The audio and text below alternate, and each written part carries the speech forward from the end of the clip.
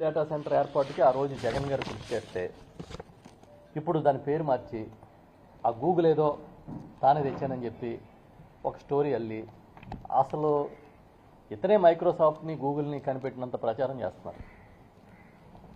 అసలు green energy అనేది ఈ దేశంలో దాన్ని గమనించి ఈ రాష్ట్రానికి ఒక హబ్గా మార్చింది జగన్మోహన్ రెడ్డి గారు. కానీ మొత్తం గ్రీన్ ఎనర్జీ ప్రాజెక్టులన్నీ ఈయనే తెచ్చినట్టు దానికోసం కార్పొరేట్ కంపెనీలన్నీ వరుస కట్టినట్టుగా లైన్ కట్టినట్టుగా ప్రచారం చేస్తాడు. అదొక క్రెడిట్ చోరీ. ఇంకా పంపుడు స్టోరేజు, పోర్ట్లు, ఫిషింగ్ హార్బర్లు ఇవన్నీ జగన్ గారి హయాంలో నిర్మిస్తే తండ్రి కొడుకులు ఇద్దరు కలిపి అసలు ఇవన్నీ వాళ్లే కొబ్బరికాయ కొట్టి ప్రారంభించినట్టు బిల్డప్. అంతకుముందు అసలు ఇక్కడ ఏమీ లేనట్టుగా విపరీతమైన ప్రచారం చేస్తున్నారు. భోగాపురం ఎయిర్పోర్టుకి చంద్రబాబు నాయుడు గారు 14-19 మధ్య భూసేకరణ కూడా చేయలే. అయినా సరే 19లో ఎన్నికల ముందు హడావుడిగా కొబ్బరికాయ కొట్టి అయిపోయింది అనిపించాడు.